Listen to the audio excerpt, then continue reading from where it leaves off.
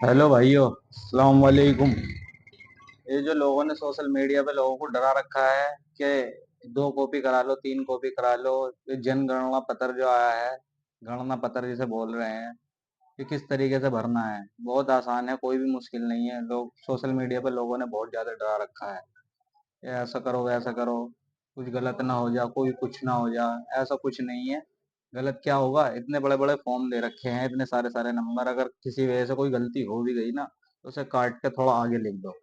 कोई लिखने में मिस्टेक हो भी गई तो इतनी बड़ी बड़ी लाइनें दे रखी हैं इसके अंदर। तो इतना बड़ा कोई इसमें डरने वाली बात नहीं है। और जो है, मैंने एक फॉर्म भरा है, मैं आपको दिखाता हूँ किस तरीके से ये फॉर्म भरना है। और बीएलओ ने भी इसको पास कर दिया है। आप भी चाहे तो इसे देख कर भर सकते हैं। मैं आपको दिखाता हूँ। तो भाइयों, ये है वो फॉर्म। आप देख सकते हो, ये है वो फॉर्म भाइयों, इसको भरना है। सबसे पहले इसको देखना है जन्म तिथि। तो यहाँ पे इस जगह पे जन्म डेट डालनी है अपनी, जोन सी भी आपकी डेट है। और ये जो है आधार आधार नंबर, ये तो सबको पता ही है, आधार नंबर यहाँ डालना है। और फिर आता है मोबाइल नंबर भी यहाँ डालना है इस जगह पर। और फिर आता है पिता का नाम, अभिभावक का नाम, पिता अभिभावक का नाम। तो अपने पिता का नाम डालना है यहाँ पर। पिता अभिभावक, पिता अभिभावक, ईपीआईसी संख्या यदि उपलब्ध हो तो। और उपलब्ध है तो अच्छी बात है। यहाँ पर जो आपके पहचान पत्र पे, वालिद साहब के जो भी पहचान पत्र पे हो, वो डाल दो। ये ईपीआईसी नंबर आपको यहाँ मिलेगा इस कोने पर, ये लिखा हुआ, वो यहाँ पर डाल सकते हो। और फिर तीसरा नंबर आता है माता का नाम। ये रहा माता का नाम। तो आपको इसके सामने भरना है। माता की ईपीआई संख्या यदि उपलब्ध हो तो डाल सकते हो।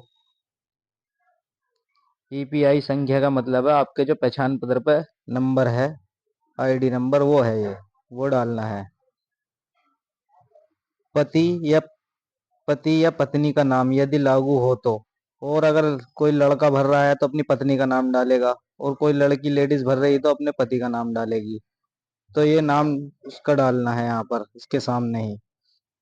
और ये कुछ लड़कों के लिए ये चीज नहीं है, क्योंकि जिनकी शादी नहीं हुई वे क्या डालेंगे।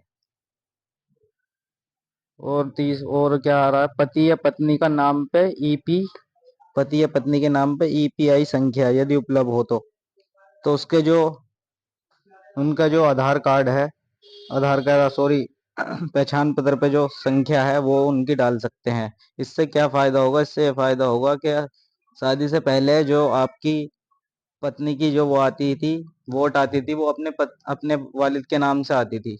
आप इसमें डाल दोगे तो आपसे आज के बाद से जो है ना, अगली वोट जब भी आएगी तो जुड़कर आएगी, आपके नाम के साथ जुड़कर आएगी।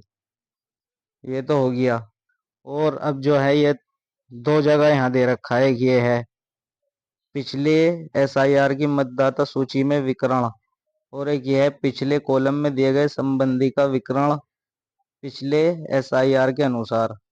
तो जिसका 2003 की लिस्ट में नाम है, उसे तो ये वाला भरना है अपने नाम के साथ, अपना जो भी आ रहा है ये संबंधी का नाम, संबंध, जिला, राज्य नाम। और जिनका 2003 की लिस्ट में नाम नहीं है, उनको ये वाला कॉलम भरना है। ये कॉलम किस तरीके से भरना है? ये जो देख रहे हो आप, नाम जो दे रखा है, ये जो ये नाम आ रहा है, ये इस नाम में अपना नाम नहीं लिखना है, अपने वालिद साहब का नाम लिखना है यहाँ पर। और यो यहाँ पे ईपी संख्या दे रखी है, वो उनकी पहचान पत्र की संख्या डालनी है। संबंध, संबंध का नाम, संबंधी का नाम, संबंधी का नाम ये है कि आपको अपने दादाजी का नाम लिखना है यहाँ पर। और संबंध आ रहा है फिर, तो संबंध क्या है? संबंध ये है कि हमारे पिताजी, यानी कि पिताजी के पिताजी। ठीक है। जिला हो गया, जिला तो सबको पता ही है, मेरठ। राज्य का नाम उत्तर प्रदेश। विधानसभा निवारण क्षेत्र का नाम, तो ये थोड़ा सा देखने की बात है। इसमें क्या है, ये हमें अपनी ये वाली लिस्ट भी फिर देख के इसमें भरनी है कि जो हमारा विधानसभा क्षेत्र की संख्या व आरक्षण स्थिति, वो जो है इसमें दे रखी है। तो यहाँ पर आ रहा है 2003 की वोटर लिस्ट में सिवाल खास। तो आपको ये इस जगह सिवाल खास इसके सामने यहाँ लिखने आए। और फिर जो आ रहा है विधानसभा निर्वाचन क्षेत्र की संख्या, तो उस वक्त 2003 में जो संख्या थी वो यहाँ पर आ रही है, ये रही, ये इस जगह पे 383 वो यहाँ पर लिखनी है। ठीक है।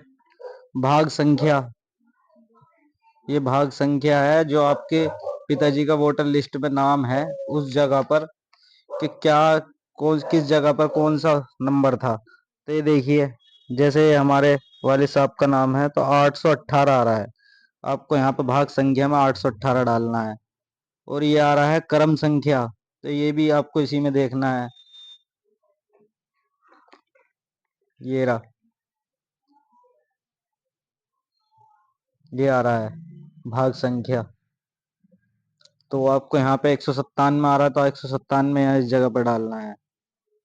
क्रम संख्या वो थोड़ा गलत बता दिया, तो ये जो क्रम संख्या है वो ये है, जहाँ जिस जगह पर हमारे पिताजी का नाम है 818 नंबर पे है। आपका भी अगर आप निकालोगे तो इसी तरीके से निकल के आएगा, नंबर वगैरह सब आएगा, वो यहाँ डालना है क्रम संख्या, उस वक्त में किस क्रम संख्या पे वोट डाली थी। ठीक है। और यहाँ जो है ये तो फोटो लगाना है तो सबको मालूम ही है। और यहाँ पर जो है अपने साइन करने हैं इस जगह पर, और फिर यहाँ पे बीएलओ के साइन हो जाएंगे। और आप सोच रहे होंगे कि इसमें तो हमारा तो नाम कहीं भी नहीं आया, अपना नाम तो कहीं नहीं लिखा। लेकिन हमारा नाम लिखने की कोई ज़रूरत नहीं है, क्योंकि हमारा नाम तो शुरू में यहाँ इस जगह पर आ रहा है, ये रहा मोहम्मद असलम, सारा एड्रेस सब कुछ आ रहा है। तो हमारे तो नाम पहले ही लिखा हुआ है, हमें तो सिर्फ अपने जो हमारे वालिद साहब हैं, वालिदा हैं, जो भी हैं, उनके उनकी जानकारी हमें इस फॉर्म में देनी है कि हमारा इनसे क्या रिश्ता है, क्या नाता है।